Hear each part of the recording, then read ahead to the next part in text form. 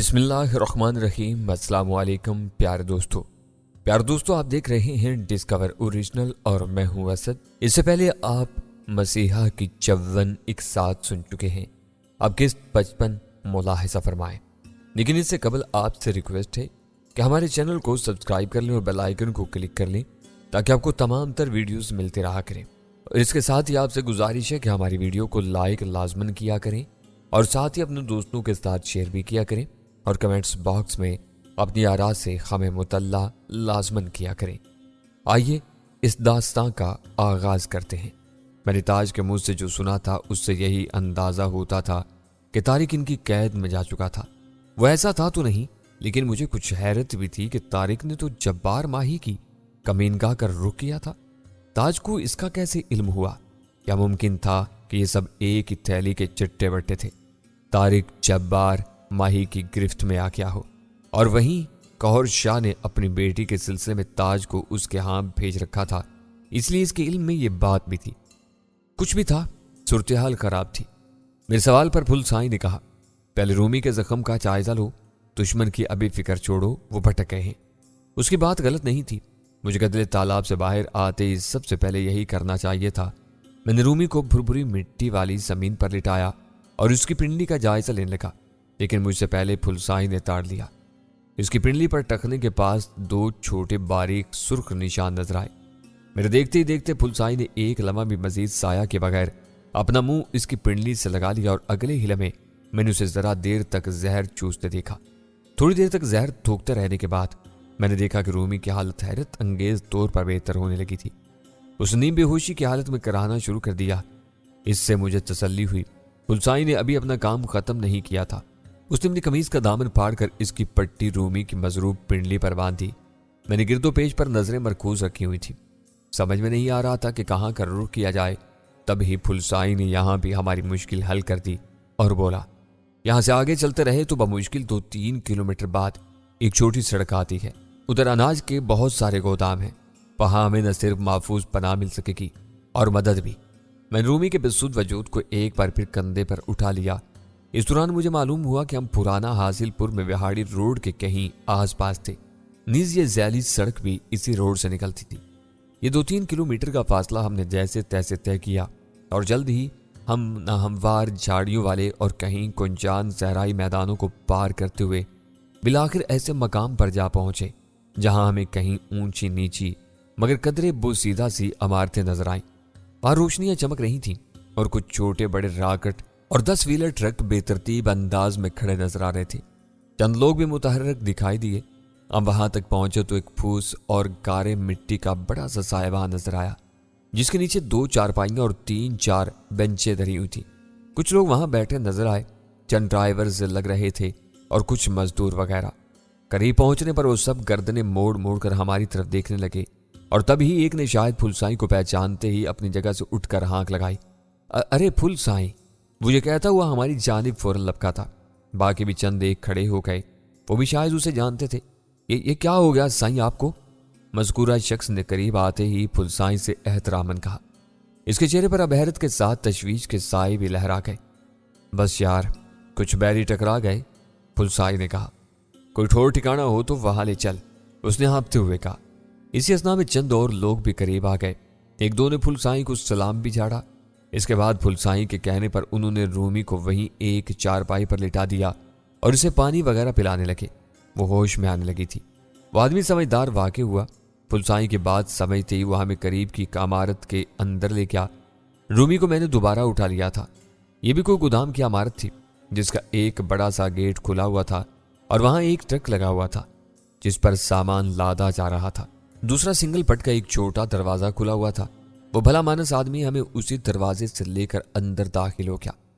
یہ کمرہ تھا۔ اس نے تاریکی میں اندازے سے سوئچ ٹٹول کر بلب جلا دیا۔ وہ ایک 10x12 کا سا عام سا کمرہ تھا۔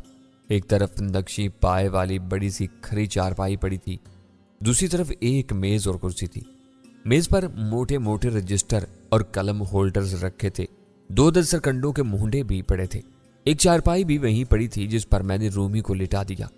اس آدمی نے پھلسائی کو سہارا دے کر چارپائی پر بٹھا دیا۔ 2 آدمی اور ہمارے ساتھ ہی اندر آ گئے تھے۔ ان میں سے ایک کو مخاطب کرتے ہوئے اس بھلے مانس آدمی نے کہا۔ اور کہا میں جا چھیتی نال ڈاکٹر غلام علی نو لے کے آ۔ کہا میں نے حیر سے کہا سجاد صاحب ڈاکٹر ایسے ویلے نہیں ملتا، او اپنے گھر ٹر جاندہ ہے، ویڑا تو دیکھو 4 بجدے پے نے۔ نہیں سجاد ڈاکٹر کی ضرورت نہیں ہے ابھی، پھل سائیں بولا، تم کسی طرح ہمیں میرے گھر تک پہنچا دو، وہ زیادہ دور نہیں، باقی میں سنبھال لوں گا۔ حالات کی نزاکت کو شاید سجاد بھی سمجھ گیا تھا، اسی لیے اس نے بھی زیادہ تکرار کرنا مناسب نہیں جانا اور بولا ٹھیک ہے سائیں میں ابھی آتا ہوں۔ یہ کہہ کر وہ باہر چلا گیا۔ اسے گئے لگ بھگ کوئی 8-9 منٹ ہی ہوئے ہوں گے کہ باہر ایک گاڑی کے رکنے کی آواز ابھری۔ میرا دل ایک خدشے تلے دھڑک اٹھا، کہیں دشمن یہاں تو نہیں پہنچ گئے تھے۔ مگر چند ہی ثانیوں بعد سجاد اندر داخل ہوا اور جوش سے بولا آؤ جی پھول صاحب، باہر گڈی تیار ہے۔ ہم سب اسی دروازے سے باہر آئے تو سامنے ایک سوزوکی کیری کھڑی تھی، اس کے پیچھے بھی بیٹھنے کی جگہ تھی۔ پھول سائیں کو تو ڈرائیونگ کیبن کی سیٹ پر بٹھا دیا گیا۔ سجاد نے ڈرائیونگ سیٹ سنبھالی جبکہ میں رومی کو لیے پیچھے بیٹھ گیا۔ سوزوکی روانہ ہو گئی اور میں رومی کا چہرہ تکنے لگا جو بری طرح سست کر رہ گیا تھا، تاہم اس کی حالت پہلے سے قدرے بہتر تھی۔ خود میرا بھی تھکن اور کشیدہ حالات کے سبب برا حال تھا کہ باتیں کرنے کا بھی یارہ نہیں رہا تھا۔ آخرکار آدھے گھنٹے بعد ہی سفر بیت چلا تھا جو کم و بیش نصف گھنٹے پر ہی محیط ہوگا۔ گاڑی سرخ اینٹوں والے بڑے سے پختہ مکان کے سامنے رک گئی۔ یہ ایک منزلہ مکان تھا۔ اس کے بڑے سے گیٹ نما دروازے پر ایک شخص اسٹول ڈالے بیٹھا تھا، وہ شاید گھر کا چوکیدار تھا۔ اس کی پشت سے ماؤزر چل رہا تھا۔ ہمیں دیکھتے وہ اٹھ کھڑا ہوا، دروازے کی پیشانی پر بلب روشن تھا۔ ہم نیچے اتر آئے تھے۔ شاید پھول سائیں کے کہنے پر ہی سجاد نے تھوڑی دیر پہلے گاڑی کے اندر بیٹھے بیٹھے 2-3 بار ہارن بجایا تھا۔ کنمین نے پھول سائیں کو اس حالت میں دیکھتے ہی شور مچا دیا۔ کیا ہوا سائیں؟ یہ کس نے کیا؟ بیگم صاحبہ بہت پریشان ہو رہی تھی۔ اپنے کاکے توفیق کا کیا بنا؟ اس کا کوئی سراغ ملا؟ اس کے منہ سے کاکے توفیق کا سن کر مجھے ایک جھٹکا لگا۔ لامحالہ ذہن میں اسی فیقے کا تصور ابھرا کہ کہیں اسی بد نصیب کاکے توفیق کی بات تو نہیں کر رہا ہے جسے بانوں کی محبت کے جرم میں قہر شاہ کے کہنے پر جبار ماہی اور تاج نے بڑی بے دردی سے بانوں کی آنکھوں کے سامنے ہلاک کر ڈالا تھا۔ نہ صرف یہ بلکہ اس کی لاش کے بھی ٹکڑے ٹکڑے کر کے کتوں کے آگے ٹلوانے کا حکم دیا تھا۔ یہ سوچتے ہوئے میرے ذہن نے پل کے پل ایک اور جھٹکا کھایا تھا۔ گویا ایک طرف تو منیر گانجے کے بیٹے صابر کا معاملہ جو پھول سائیں کا بھانجا بھی تھا درمیان میں تھا، اور مبینہ طور پر اسے جبار ماہی نے زمین کے ایک ٹکڑے کو ہتھیانے کے سلسلے میں اغوا کر رکھا تھا، اور اب دوسری جانب پھول سائیں کے نوجوان بیٹے توفیق اور فیقے کو ہلاک کر دیا گیا تھا۔ مجھے یہ بھی اچھی طرح یاد تھا کہ منیر کے ہوٹل والے آفس روم میں پھول سائیں اس معاملے میں کس طرح ہمارے ساتھ بڑی بے اعتنائی اور نخوت سے پیش آیا تھا۔ اگر یہ سب ایسا ہی تھا تو اب پھول سائیں کی دم پر پاؤں پڑ چکا تھا۔ دیکھنا یہ تھا وہ کیا کرتا ہے۔ ایسے میں چپکے وہ اس روز والے حوالے سے ہمیں پہچان بھی چکا تھا۔ چوکیدار کی آہا زاری پر پھول سائیں نے اور نہ ہی سجاد نے کوئی اثر لیا، بلکہ اس نے آگے بڑھ کر دروازہ بجانا شروع کر دیا۔ دروازہ کھلا، اندر سے چادر میں لپٹی ہوئی کوئی خاتون برآمد ہوئی۔ اس کے وضع قطع سے صاف معلوم ہوتا تھا کہ وہ کوئی گھریلو ملازمہ تھی۔ اس نے بھی پھول سائیں دی خیر، پھول سائیں دی خیر کہتے ہوئے چوکیدار والا کردار نبھایا اور رونا چلانا شروع کر دیا، جبکہ سجاد اس کی پرواہ کے بغیر پھول سائیں کو لے کر اندر داخل ہوا۔ میں رومی کو تھامے باہر ہی کھڑا رہا۔ چوکیدار بھی اندر چلا گیا تھا۔ یہاں تو رونا پیٹنا مچ گیا، ہم کیا کریں؟ رومی نے تھکی تھکی سی سانس خارج کرتے ہوئے کہا، جبکہ میں ابھی تک کاکے توفیق میں الجھا ہوا تھا۔ اسے ہوش میں آتا اور بات کرتے دیکھ کر میری جان میں جان آئی تھی۔ تاریخ کی طرح رومی بھی میری ایک اہم ساتھی تھی۔ تم نے غور کیا؟ ابھی چوکیدار نے کسی کاکے توفیق کا نام لیا تھا۔ میں نے کہا ہاں لیا تو تھا، مگر او مائی گاڈ، کہیں یہ وہی تو نہیں؟ لگتا ایسا ہی ہے، میں نے ایک دم کہا۔ رومی کا منہ ابھی تک کھلا ہوا تھا۔ تو کیا وہ فیقہ یعنی توفیق پھول سائیں کا بدنصیب بیٹا تھا؟ اس نے پھر دہرایا۔ اسی وقت دروازے پر وہی چوکیدار نمودار ہوا۔ اندر آ جاؤ جی، تم دونوں بھی، اس نے ہماری طرف دیکھتے ہوئے ہاتھ کے اشارے سے کہا۔ رومی اور میں نے قدم بڑھا دی اور مکان کے اندر داخل ہو گئے۔ میں رومی کو سہارا دیے ہوئے تھا۔ کشادہ صحن ہمارے سامنے تھا۔ برآمدے کے دائیں بائیں 3-4 کشادہ کمروں کے دروازے نظر آ رہے تھے۔ دائیں جانب ایک زینہ اوپری منزل کی طرف پہ جاتا دکھائی دیا۔ صحن میں 3-4 بڑی بڑی چارپائیاں، سرکنڈوں کے مونڈے اور کرسیاں پڑی تھی۔ कमरों में रोशनियां हो रही थीं, जिनके सारे दरवाजे चौपट खुले थे। लगता था कि वो सब मकीन एक ही कमरे में महबूस हो चुके थे। जितना हमें दाखिल होने के लिए चौकीदार ने इशारा किया था, वो कमरा सामने के रुख पर था। खासा बड़ा कमरा था। अंदर खवातीन ज्यादा नजर आ रही थी। एक मर्द भी दिखाई दिया तो मैं और रूमी उसे देखकर चौंक पड़े। वो मुनीर गांजा था। हमें देखते ही वो यकदम लपका, तुम लोग यहाँ? क्या तुम दोनों फुल साई के साथ आए हो? उसने हैरानी से पूछा। हाँ, मैंने इस बात में सर हिलाया। क्या तुम्हें फुल साई ने नहीं बताया? बताया था। ये सब हुआ कैसे था और तुम उनसे कैसे और कहां पर मिले? मुनीर ने अगला सवाल किया। कुछ औरतें भी हमारी तरफ मुतवज्जा हुई थी। मालूम हुआ कि इनमें मुनीर गांजे की बीवी यानी फुल साई की बहन चेरा भी थी। वो एक सांवले रंग की अधेड़ उम्र औरत थी और खासी मोटी भी। इसके आंसू भाई की हालत पर थमते ही न थे। अपने शौहर की जुबानी इन सवालात का अंदाजा करते ही वो हमारी जानी पड़ी और दादो फरियाद के अंदाज में बोली, मेरे वीर नू किन्ना जालमा ने गोली मारी, मेरे निक्के दा की होया और मिलिया कि नहीं? हायो रब्बा, मैं की करा? पुत्तर भी लापता है ते मैडा भरा भी जख्मी। किस दिन नजर खा गई, हाले तक मेरे निक्के साबर दा भी कुछ नहीं पता चलिया। कहते हुए वो बैन करने लगी। इसने बैक वक्त अपने भाई, भतीजे और बेटे का भी मातम शुरू कर दिया। अजीब सूरत हाल थी कि एक तरफ फुल साई का बेटा अगर तो तौफीक वही बदनसीब फीका था तो मारा गया था, जिसका अभी इन्हें पता नहीं था, तो दूसरी जाने मुनीर गांजे का अपना बेटा साबिर मुबैना तौर पर जब्बार माही के यहाँ यरगमाल था। पुलिस को क्यों नहीं रपट लिखवाते? हमारे खानदान के 2 कड़ियल जवान दिन दहाड़े गुम हो गए। एक मोटी सी औरत सीना को भी करती हुई हमारी जाने पड़ी। फजरा गोरी रंगत की थी और बाद में मालूम हुआ कि वो फुल साई की बीवी थी। इसी दौरान फुल साई भी शायद उस आहबका के माहौल से बेजार और चिढ़ सा गया। तकरीबन चिल्ला कर और चिल्लाए हुए अंदाज में बोला, और तुम सब खामोश हो जाओ, ये रोना पीटना भी बंद करो, अल्लाह खैर कर सी। फिर उसने चौकीदार को पुकारा, ओए शादा, इन सारी जनानियों को दूसरे कमरे में ले जा, मैंने कोई सलाह मशवरा करना है। मैं अब ठीक हूं, डॉक्टर भी आने वाला है, तुम लोग जाओ सब अरमान से अपने कमरे में बैठो, जाके जाओ, मैं इस तरह और परेशान हो रहा हूं। फुलसाई ने मुलाजमा और अपने खानदान की औरतों से भी कहा। इनमें मुझे 2 जवान लड़कियां भी नजर आई थी, वो भी ज्यादा रोए जा रही थी। हमें पता चला कि ये दोनों फुलसाई की बेटियां थी। बहरकैफ ये तूफान गुगाज जरा थमा तो रूमी को भी एक चारपाई पर लिटा दिया गया। वो होश में आ चुकी थी और हालात का तदारक कर रही थी। खुद मुझे एक करीब बड़ी कुर्सी पर बैठने का कहा गया था। मैं सोच रहा था कि अभी तो इन्हें तौफीक के बारे में इल्म नहीं था। अगर तो मेरा ख्याल सही था तो इसकी मौत का सुनकर तो यहाँ हर एक ने आसमान ही सर पर उठा लेना था। चौकीदार को भी बाहर दरवाजे पर भेज दिया गया था और उससे कुछ हदायत भी कर दी गई थी। अब कमरे में हम ही रह गए थे। मुनीर अभी तक हैरत और तशवीश में मुब्तला था। मैंने देखा कि फुल साई उससे कुछ खुसर फुसर कर रहा था। थोड़ी देर में डॉक्टर भी आ गया, मगर वो शायद डॉक्टर नहीं था। मुझे कोई नीम हकीम टाइप की कोई शय लगा था।